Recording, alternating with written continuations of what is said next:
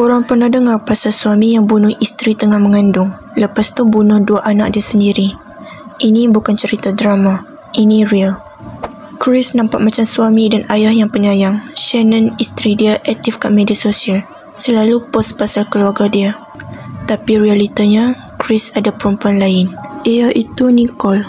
Dia nak buang keluarganya untuk hidup baru. 13 Ogos 2018, hari terakhir Shannon dan anak-anak dia hidup.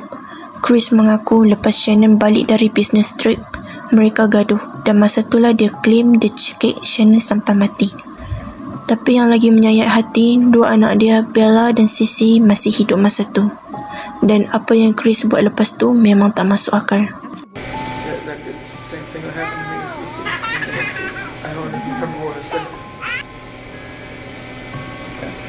If I just said yes like a horrible person, or if I just put that blanket over her too and did the same thing. Same blanket, same way. Dia sorok mayat isteri dalam tanah dan masukkan 2 anak dia dalam tangki minyak.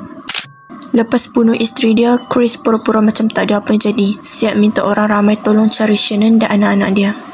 Tapi polis pun rasa pelik. Bila tengok CCTV jiran, cerita Chris tak masuk akal. Bila disiasat, dia akhirnya mengaku dan semua orang pun terkejut.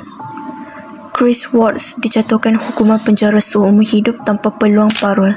Ini semua sebab dia nak bersama perempuan lain, sanggup buang satu keluarga macam sampah.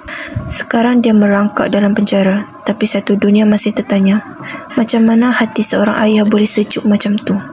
Komen pandangan anda.